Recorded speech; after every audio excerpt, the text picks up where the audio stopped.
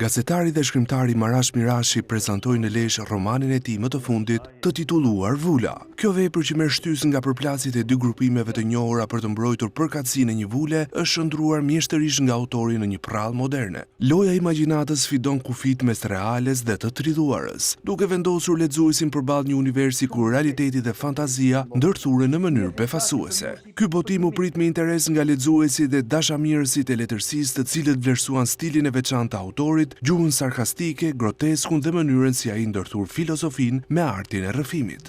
Ka sarkazm, ka humorin, ka nën tekstet, edhe në përmes saj ai i dhen personazhin. E veçantë është në këtë libër semiotika, shenjat që sjellai, mënyrë loja që bën edhe me intermezzo që janë si të ndërkallura në tekst për ta sjellur në vëmendje personazhin edhe me marrë linjën kryesore. Kjo është një aspekt stilistik i tij i dallueshëm dhe i pëlqyeshëm për lexuesin.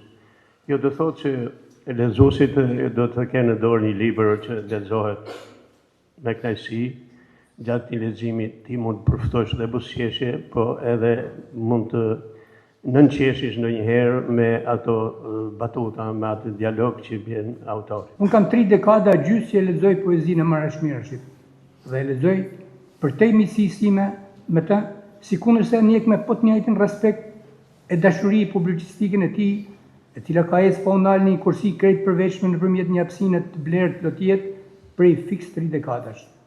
Po prej një viti e këndej, kur ai pati sjell në shtëpinë tonë botuese romanin e tij Brirët, jam një për një çast në Pezullin që shkakton një papritun e fort e gëzueshme. Poeti dhe publicisti prej një vendi të dallueshëm, ku tashmë gjendet një hierarkinë e poezisë moderne dhe të letrave shqipe, bashkohore, përmes 2 zhanrave të sipërpërmendur na surprizon së fundi me satirën e tij. Alegoria, ironia therse, zua poetike dhe ndërtimi eksperimental e bën romanin e manifest kundër konformizmit dhe hipokrizisë politike. Lexuesi në fund mbetet me pyetjen se sintetizon të gjithë veprën. Në fakt edhe vetë opinioni publik më akuzon janë këtë, po themi kryqëzim. Në Republikën e Absurdisë, kush e ka vulën? Dhe më rëndësishmja, a ka me ndonjë rëndësi se kush e ka këtë vulë? Pra s'kishte marrë si pikën. Në libër, siç u përmend më drejt, është ndërthurur gazetari, shkrimtari dhe poeti. Në strukturën e tij fillimisht ai duket sikur është një kronik me hyrjet në fillim të çdo paragrafi që shpjegon në një farë mënyrë çfarë do shpjellohet më tej, dhe më pas shkrimtari hyn në lojë me një gjuhë jashtëzakonisht të pasur, me lojën që bën ai me fjalën dhe me personazhet vet. Poeti pa diskutim hyn në lojë me figuracionin tepër të veçantë, vërtet original, të pandeshur edhe më herët. Tipizimi i karaktereve, përshkrimi i situatave dhe rrëfimi i ngjarjeve me një gjuhë të pasur dhe një figuracion tepër original, duke nisur qysh në krahasimet, metaforat, antitezat dhe kontrastet e goditura, ironia dhe deri te grotesku. Dua të turoj sepse vërtet më ka lënë brisa shumë dhe na rikthen po prapë të gjejmë atë kohën e humbur apo atë kohën që ne nuk mundemi ta gjejmë dot për të kthyer leximit. Dhe pse her pas here do na duhet shumë që ne të rikthehemi. Ashtu si tek romani Brirët, edhe ngjarjet që zhvillohen në romanin Vula janë pikërisht në Republikën e Bardhëzilandit, pavarësisht se tek Vula zhvendosen në një skenë tjetër, në skenën e absurdit politik. Kjo mendoj unë që është pikërisht themeli dhe mesazhi kryesor i këtij romani. Autori i këtij botimi Marash Mirashi theksoi se romani Vula është një reflektim mbi absurditetin e përditshëm, i cili shpesh maskohet në normalitet. Kur politika rend pas simboleve, qytetarët bëhen spektator të një teatri të çmendur. Romani Vula është një grotesk ndaj shoqërisë shqiptare, ndaj politikës shqiptare. Është një mënyrë për të dhënë tek lexuesit një prallë moderne.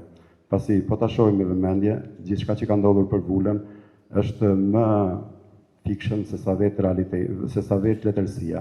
Dhe ndoshta duke realizuar këtë libër, unë sjell për lexuesin, në jo thjesht një ngjarje, nuk sjell një kronologji se çfarë ka ndodhur me Vulën, pasi ajo nuk më intereson, por e kam marrë Vulën thjesht për ta përdorur për interesat e mia letrare, për të realizuar një prallë moderne që njerëzit të kënaqen, të krijojnë kënaqësi estetike duke lexuar këtë libër, i cili mendoj se nga ato që u thanë, është një libër që ndoshta do të ketë lexuesit e vet.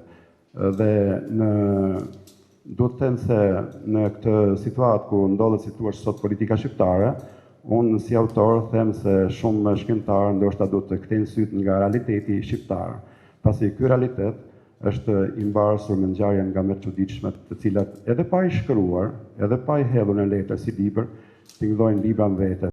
Ky botim i gazetarit dhe shkrimtarit Marash Mirashi vjen pas suksesit të romanit Brirët, që tërhoqi vëmendjen e lexuesve dhe u vlerësua me çmimin letrar Ad Gjergj Fishta në vitin 2024.